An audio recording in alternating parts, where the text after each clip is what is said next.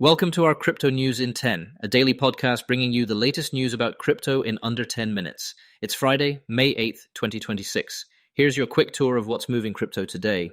Australia is tightening the regulatory screws with fresh supervision campaigns. Amazon Web Services is wiring up stablecoin payments for autonomous AI agents with help from Coinbase and Stripe. A $1 billion raise pushes regulated prediction market Kalshi to a $22 billion valuation.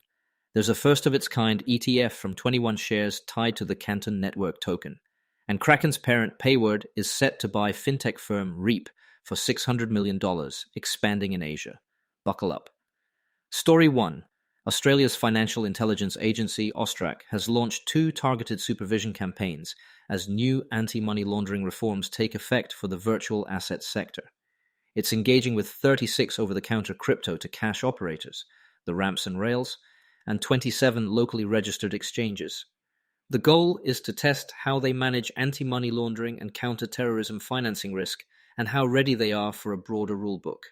The reforms expand coverage beyond traditional exchanges to the full virtual asset service provider stack, custody, brokerage, and more, with travel rule expectations set to kick in on July 1st. AUSTRAC Chief Brendan Thomas puts it simply: get firms prepared and keep criminals out. If you operate in Australia, take this as a nudge to double-check governance, customer due diligence flows, and record-keeping before the inspectors call. Story 2.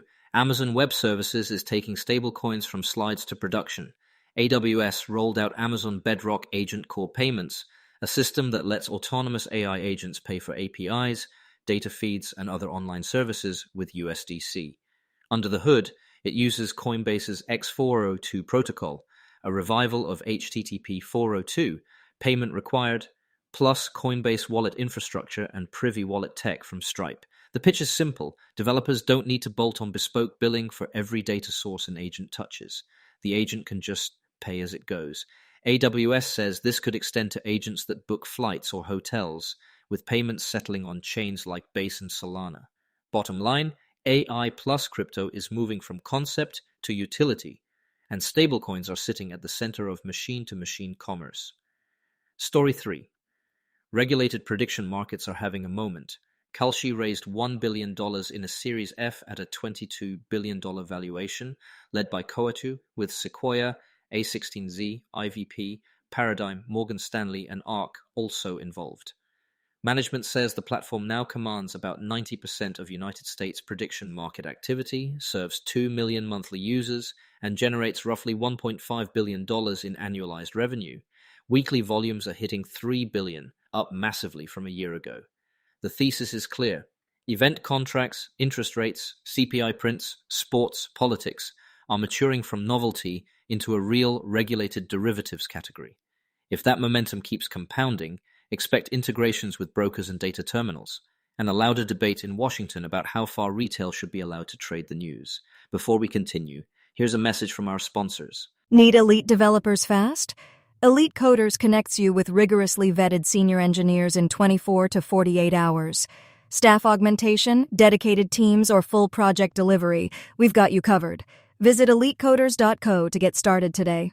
All right, let's get back to it. Story 4, a first in ETF land. 21 shares launched the Canton Network ETF, ticker TCAN, on Nasdaq. It's the first United States fund designed to give investors direct exposure to Canton Coin, the native token of the Canton Network, a privacy-enabled, institution-focused blockchain backed by validators and testers that include Goldman Sachs, Microsoft, and Deutsche Bank.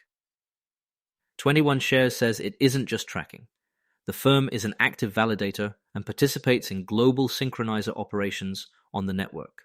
For institutions that want a compliant wrapper to touch on chain finance rails, and for retail investors who prefer brokerage accounts over wallets, this is a notable bridge between traditional finance plumbing and tokenized market infrastructure. Story 5. Consolidation Watch. Kraken's parent company, Payward, agreed to acquire Reap Technologies, founded in Hong Kong, for about $600 million. Reap specializes in cross-border payments, card issuance, and stablecoin settlement for businesses. The deal signals Kraken's intent to go deeper into business-to-business financial infrastructure in Asia, beyond trading and custody, right as stablecoin payments on chain treasuries and tokenized receivables take off.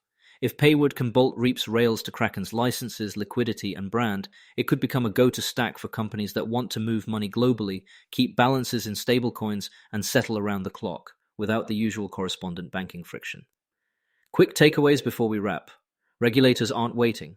AUSTRAC's Trust Then Verify stance shows how expanded anti-money laundering regimes are landing in practice.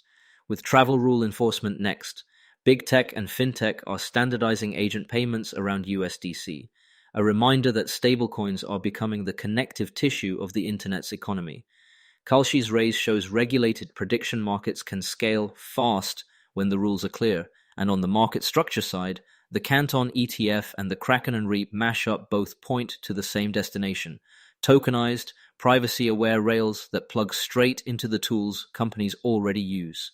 That's your crypto in 6 minutes. New rules, new rails, and new capital shaping what's next. Thanks for listening, and see you tomorrow.